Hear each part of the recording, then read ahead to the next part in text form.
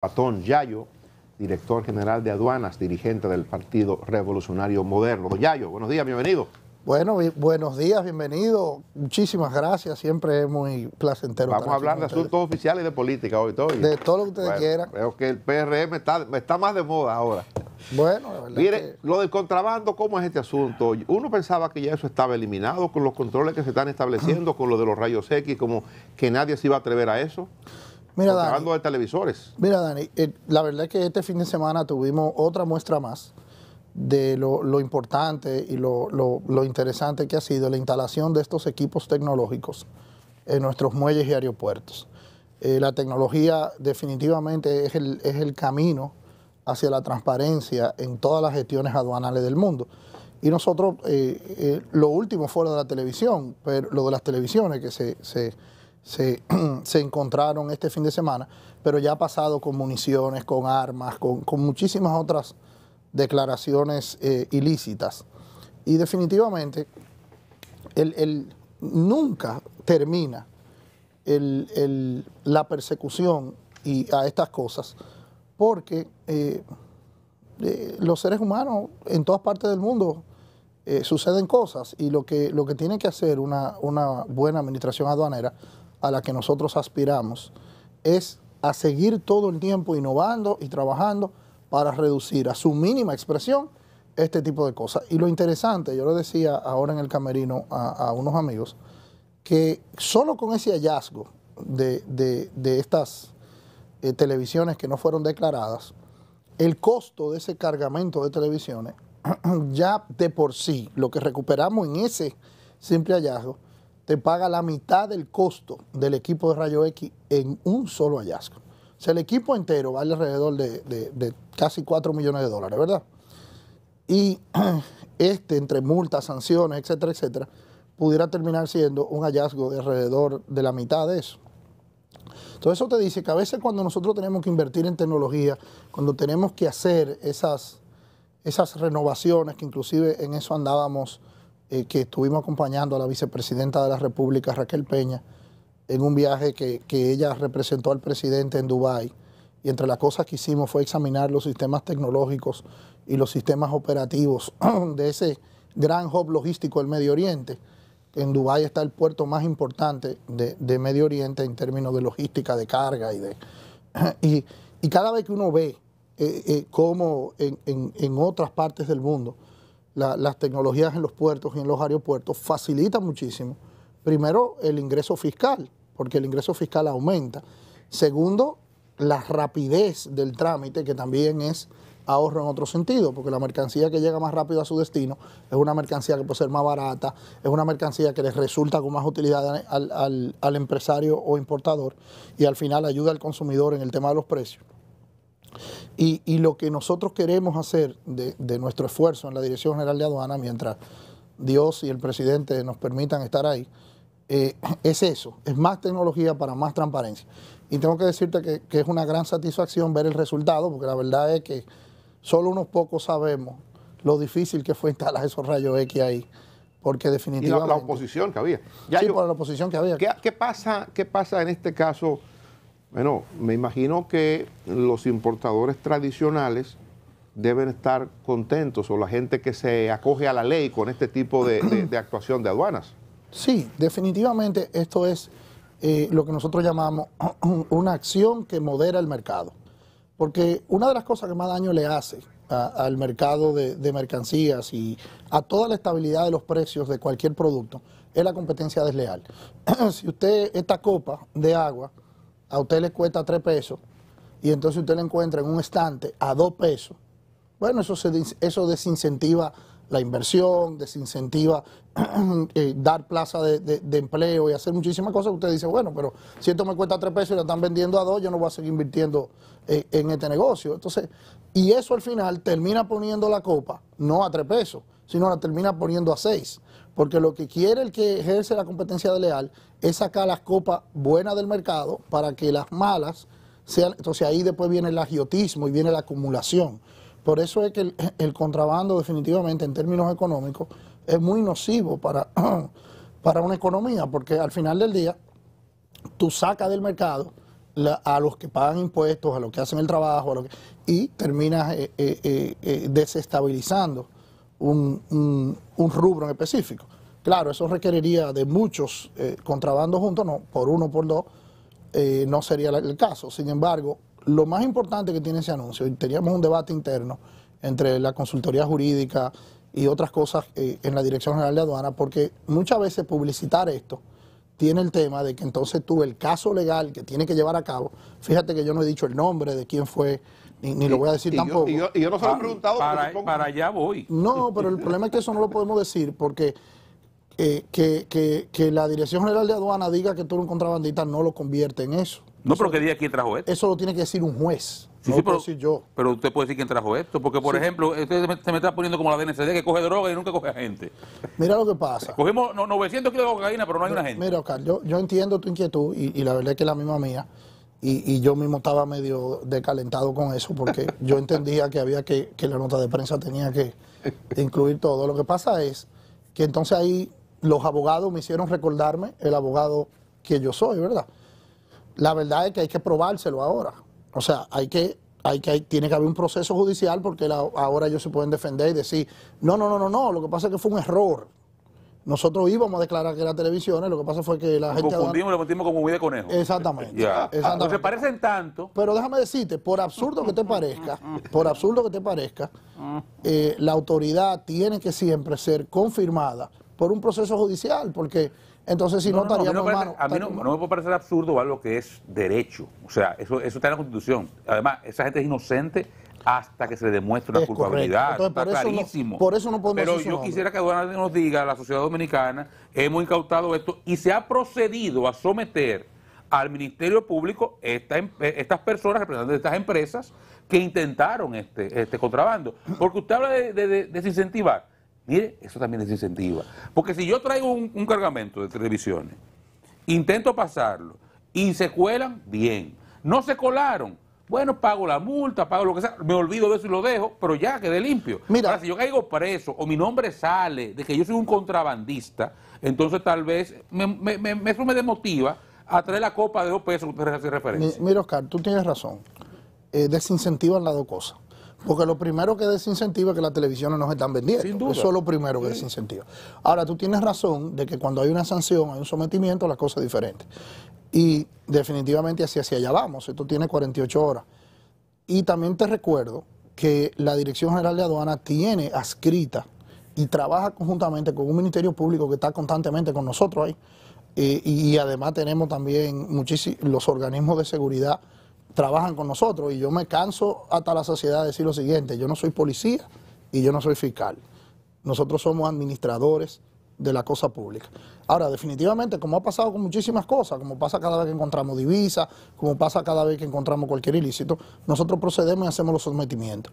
Lo que hemos asumido la política de no publicitarlo, el sometimiento, porque eso tiene que publicitarlo el Ministerio Público y tiene que publicitarlo, primero porque es la labor de ellos, y segundo porque después de que yo te diga contrabandista, quitarte ese sello te va a dar mucho trabajo. Y hay que respetar el derecho de defensa. En el caso de las municiones y armas, bueno, hay reportes de que viene cantidad de armas en los tanques de comida que vienen aquí. ¿Qué tan cierto o qué tan frecuentemente se produce eso? Mira, lo primero es, yo estuve en la semana pasada en la ciudad de Nueva York y me reuní con 5 o 6 asociaciones de shipping, que son las asociaciones de los dominicanos en el exterior, a través de estas asociaciones de shipping o de mudanceros o de embarqueros, como ellos se llaman, embarqueros. Y ahí hablamos de todo esto. Lo primero que te quiero decir es que la inmensa mayoría de esas empresas de shipping o de embarqueros son gente admirable y le hacen un servicio a la República Dominicana que quizás nunca podremos pagarle. Esas son la gente que son la conexión más fundamental entre los dominicanos que residen en el exterior y los dominicanos que estamos aquí. Y yo mismo, yo abrí los tanques, caminé, mira, y a veces esos tanques vienen llenos de habichuelas, vienen llenos de arroz, vienen llenos de aceite, vienen llenos de muchísimas cosas que son esenciales para nuestra gente, inclusive los más desposeídos. Y bueno, sí, en algunas de esas situaciones se cuelan gente que quieren hacerlo indebido, pero es un porcentaje muy mínimo. y jamás pudiéramos nosotros permitir que se etiquete. Ellos me decían, cónchale, aquí no había venido un director de aduana, o no recordaban que hubiera habido un director de aduana con ellos.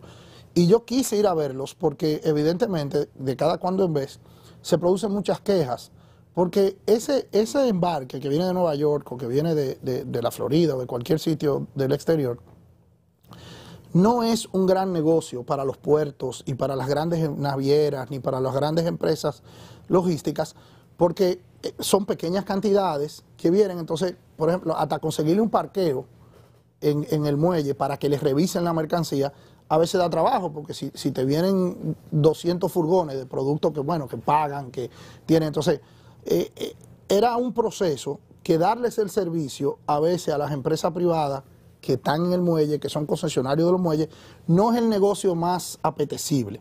Entonces eso hacía que el servicio no fuera, y nosotros fuimos acumulando esa queja, hasta que hicimos una agenda para irlos a ver, explicarles algunas cosas, le hemos hecho, los estamos ayudando, entonces vamos a poner unas oficinas allá en la ciudad de Nueva York, en el consulado, hicimos ese acuerdo con Eligio Jaque, porque esa gente hay que buscar la manera de darle servicio.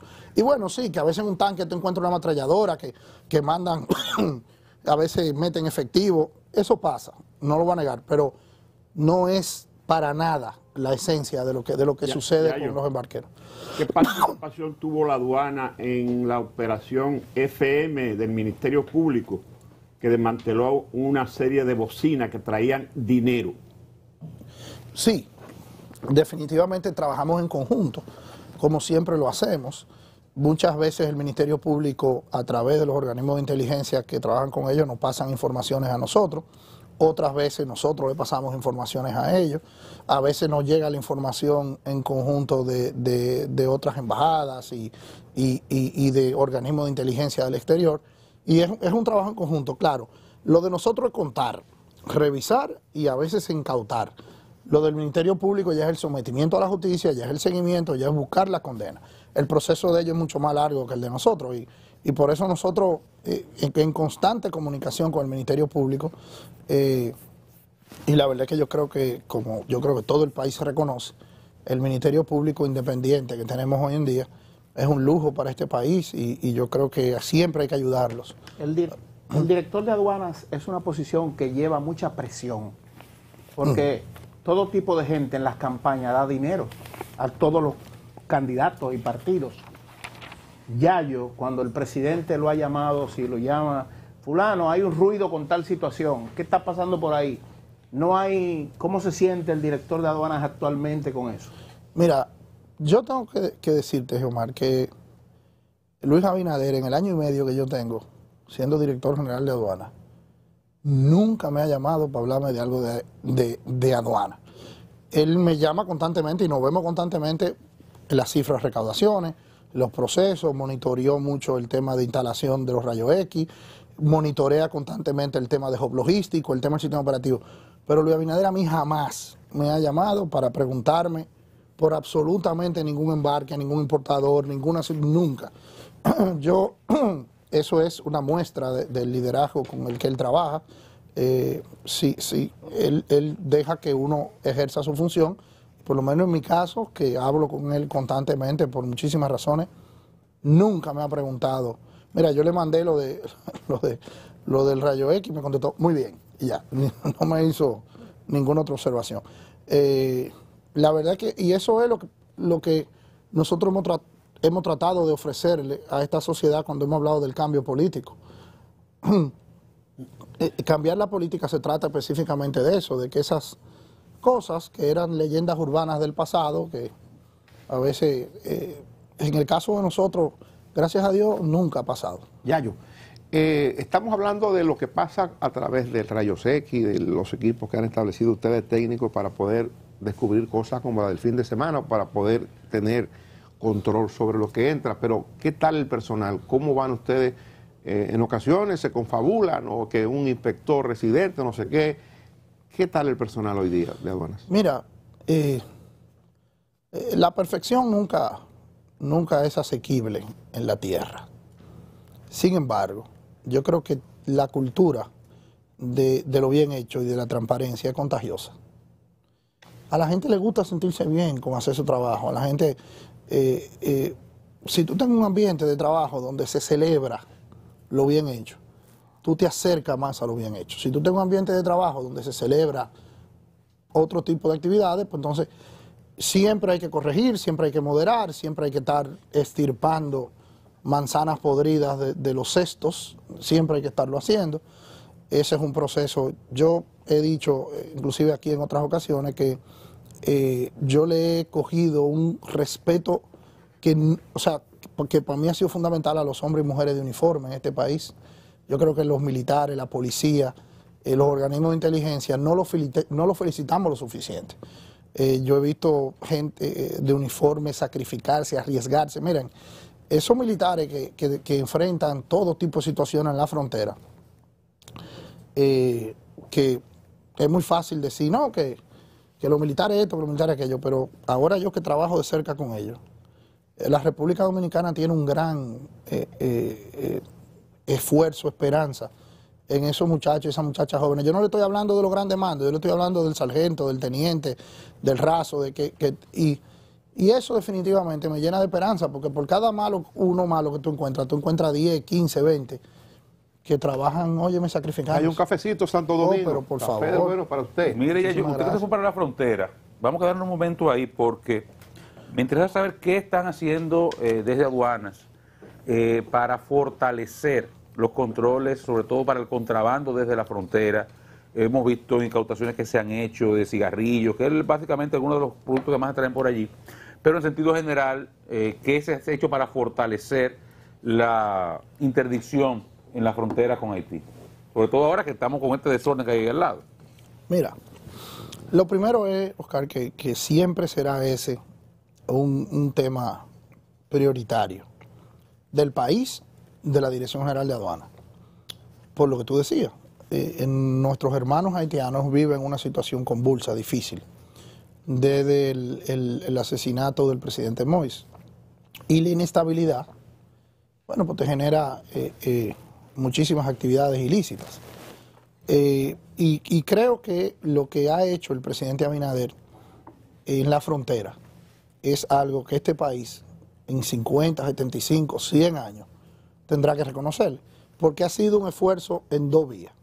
El esfuerzo de la seguridad, el esfuerzo de la inversión en la verja fronteriza, que no es simplemente un muro, como le dicen, sino es una inversión en drones, en tecnología, en equipamiento, en que los militares que estén en la frontera estén dignificados. Inclusive yo tengo el criterio de que en algún momento yo voy a invitar a un grupo de amigos y amigos de la prensa a que vayamos a las oficinas de aduana en la frontera para que ustedes vean la operación de nosotros ahí y vean lo que hemos estado haciendo y lo que había antes de nosotros llegar, para que ustedes vean que no se trata de un muro, se trata de una inversión inteligente para moderar y controlar la frontera. Entonces eso es en seguridad, pero al mismo tiempo yo quisiera que ustedes me busquen los últimos 40 o 50 años de historia y vean cualquier presidente de la República que haya mencionado Pedernales 5 veces.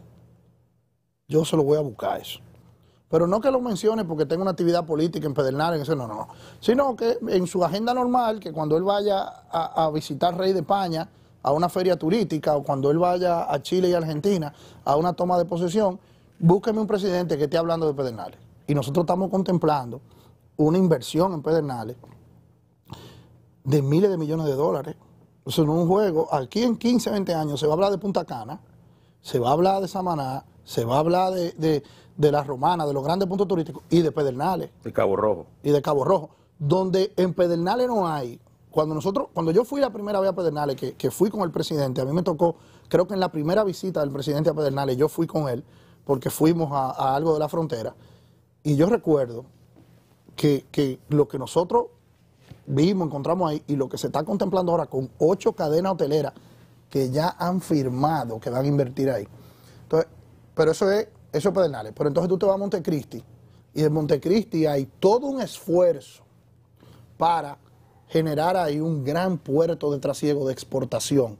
Pues todos recordamos lo que es el banano en Montecristi, por hablarte de un rubro. Pero ese banano tiene que llegar a Puerto Plata o tiene que llegar a Jaina para irse por Europa, porque no hay manera de sacarlo desde ahí. Fíjate el dinero que gastamos en gasolina, en tiempo, el banano que se nos daña, la falta de calidad. Y nadie había pensado en eso, en esto. y el presidente está en eso. Pero del otro lado, en Barahona, que aunque no es fronteriza exactamente, estamos hablando de la misma región sur del país. Entonces, nosotros estamos haciendo una inversión económica para que la frontera se sostenga por sí sola, para que los dominicanos estén ahí trabajando y estén ahí, porque nada vigila más, nada cuida más. Esos son los kibbutz en Israel. Ese es el modelo. En Israel, tú ves Israel, está rodeado de países árabes que son enemigos de ellos, que no es el caso de nosotros. Nosotros no somos enemigos de Haití. Y sin embargo, Israel en todos los puestos fronterizos generó una unidad económica que después de que tu tierra vale dinero, tu cosecha se vende, para tú moverte de ahí hay que... Entonces, es una visión real de desarrollo fronterizo que tiene el presidente Abinader, que todavía la gente lo ve por pedazos, entra a la politiquería, no lo entiende, bueno, pero dijeron que el muro era una cosa, ahora dicen, no, es que ahora se está haciendo el esfuerzo económico, el esfuerzo de seguridad, para que la frontera dominico-haitiana beneficie a los haitianos y a los dominicanos. Mire, en su condición de dirigente del partido oficial, así es. Uno de los principales dirigentes del PRM, secretario de Finanzas. Secretario de Finanzas, es el hombre que busca el dinero. Vaya buscando el dinero. Vaya buscando el dinero para la reelección con tiempo. ¿Cómo? Mire, la prensa de hoy dice que hay asomo de división en el PRM y lo plantea a propósito de que hay una advertencia que hace fundamentalmente Guido Gómez, el ingeniero Alburquerque, de que van a ir al Tribunal Superior Electoral si el PRM no decide establecer como mecanismo de escogencia de las autoridades un procedimiento estatutario que manda a que sea voto directo y secreto y universal. Mira, aunque yo debo respetar cualquier opinión de cualquier medio de prensa o de cualquier actor o de cualquier ciudadano, en el Partido Revolucionario Moderno no habrá división de ningún tipo. Nosotros estamos muy convencidos del papel que nos toca jugar como generación y aprender de errores del pasado, de nuestra familia histórica política. O sea, los que comenzamos la actividad política en el seno de lo que era entonces un gran partido político que pasará a la historia como el partido político que trajo la libertad al país, que era el entonces glorioso Partido Revolucionario Dominicano, que luego de que un Tribunal Superior Electoral quiso inventarse una mayoría, nosotros tuvimos que salir a construir una mayoría que hoy nos tiene en el gobierno. Estamos muy convencidos del rol que tenemos que jugar. Ahora, una cosa es que estemos convencidos del rol que nosotros tenemos que jugar ante esta sociedad, y otra cosa es entender que en un partido democrático, que en una sociedad democrática, la disensión no solo es permitida, es necesaria. A veces los que nos critican son los que más nos enseñan. Entonces, ese esfuerzo que tú mencionabas, dos personas que yo respeto muchísimo, don Ramón Alburquerque, imagínense, yo crecí en los pies de esa generación y de los logros democráticos de esa generación, de la que es parte don Ramón Alburquerque. Y en el caso de Guido Gómez, nosotros trabajamos juntos como abogados y aunque él es un chisme más viejo que yo, él lo niega, él quiere como untarse de la generación mía, él es de la generación del presidente, nosotros somos un chisme más jóvenes. Hemos andado muchísimo en estos avatares y yo respeto muchísimo el esfuerzo de Guido y creo que es una persona que tiene un nicho interesante y que tiene un discurso importante, y esa disensión buscará la manera de entrar. Pero nosotros somos un partido democrático. O sea, que aquí no hay, mire, se dice que el PRM se va a reunir ahora el viernes, se está convocado y que va a decidir que la modalidad de votar para la renovación de los cuadros dirigenciales va a ser por representación. No será voto directo. Mira, siempre será por representación, porque cuando un partido político elige una autoridad o elige un candidato, es una propuesta que le hace a la sociedad. Fíjese, ¿cómo elegimos a Luis Abinader? Probablemente ninguno de ustedes votó en la convención del PRM para que Luis Abinader fuera el candidato. Ustedes no son miembros del partido. Sin embargo, Luis Abinader es hoy el presidente de todos ustedes, porque eso es lo que es la representación democrática. Lo mismo pasa en un partido. Y los partidos, la ley electoral y la constitución, yo tuve este debate con Guido en un desayuno. La observación de Guido fundamentalmente es que lo que se va a hacer es ratificar la decisión de votar por delegado. Bueno, como esa reunión no se ha producido, yo no puedo saber lo que va a pasar. Yo tengo la intuición de que nosotros lo que tenemos que hacer es buscar todos los mecanismos que tengamos que buscar dentro de la ley y la Constitución para preservar la prioridad del momento. Hay que entender que ya nosotros no somos un partido de oposición, nosotros somos el partido de gobierno de la República Dominicana. Y con Rusia y Ucrania, en una situación que cada minuto nos puede subir el barril de petróleo de manera insospechada, con una crisis internacional de precios, con una pandemia de la que somos ejemplos en el mundo de su administración, pero que todavía esta pandemia no hemos visto el final de sus consecuencias. Entonces, en medio de todo eso, un partido de gobierno tiene que entender sus prioridades.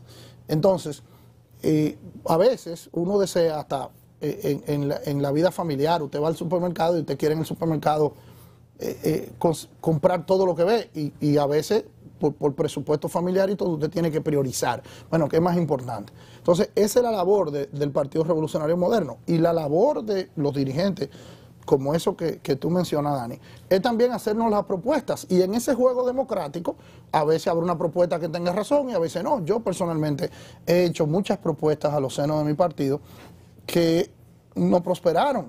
Inclusive en ocasiones los actores que hoy están en una posición haciendo una propuesta, en otro momento de nuestra historia estaban en otra posición y tenían. Entonces, lo que yo sí quiero repetirte es, vamos a discutir, vamos a disentir, inclusive hasta pintoresco va a ser esto en un momento dado, que a veces las pasiones desbordan en un momento dado. Lo que yo le quiero decir a ustedes, que los hombres y las mujeres que fundamos el Partido Revolucionario Moderno y que acompañamos a Luis Abinader en esta jornada de cambio, de cambiar la política, de cambiar la forma de hacer política, no nos vamos a dividir bajo ningún concepto. Hay gente que no entiende que están en el gobierno, creen que están en la oposición todavía. No. Lo que pasa es que nosotros somos un partido democrático, nosotros somos un partido de disensión. Nosotros no tenemos aquella cultura que en su momento tuvo el Partido de la Liberación Dominicana, que era un partido con una formación más marxista, más, no voy a decir que peor o mejor, sino diferente.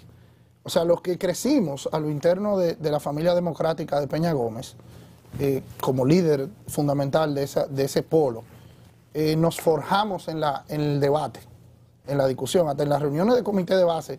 Cuando yo empezaba ahí, muchachos, cualquier miembro de un comité de base te criticaba al presidente del partido. En 30 segundos, ¿por qué si a ustedes le ha funcionado bien votar libremente, por qué cambiarlo ahora? No, pero es que nadie, siempre vamos a votar libremente. No, delegado, a ustedes lo eligieron en una votación abierta. Pero fíjate que lo que pasa, los delegados no es que se le ocurre a nadie que son delegados, es que para tú ser delegado, la gente tiene que elegirte delegado. No te confunden eso. Fíjate, por ejemplo, ¿quién elige al presidente? ¿Quién elige al presidente de los Estados Unidos? ¿Quién lo elige? Sí, pero... vota toda la ciudadanía de los Estados Unidos y cada uno de los estados elige unos delegados que entonces van al Congreso y proclaman al presidente. La representación democrática tiene diferentes acepciones. El voto universal es una gran conquista, está garantizado para las elecciones cada 4 años. Ahora, los partidos políticos tienen modalidades que pueden elegir en un momento dado para promover sus direcciones. Y eso no es definitivo, eso es una propuesta a la sociedad. Yo le decía a unos compañeros que me decían, no, porque José Ignacio y Carolina decía, pero José Ignacio y Carolina acaban de ganar las elecciones. Fue hace un año y pico que ganamos las elecciones y esta fue la dirección. ¿Qué pasa en el PSOE en España o el Partido Socialista Francés? Bueno, que la dirección del partido va a las elecciones. Perdió las elecciones, la quitan. Ganó las elecciones, la confirman. O sea, eso es un proceso normal. Claro, yo vuelvo y digo, quienes más te enseñan son los que te critican. Y por eso yo le doy la bienvenida a ese debate. Yayo, gracias por tu tiempo. Pero no habrá división, amigo Dani, no le quepa la menor duda de eso. Yo digo, hay que cuidar, hay que dice. vacunar el sistema de partido, qué bueno. Sí. Qué bueno que no haya división. No va a haber división. Gracias a Eduardo Sarlo Bastón por acompañarnos, director general de aduanas. A ustedes igual mañana, de vuelta a partir de las 5 de la madrugada.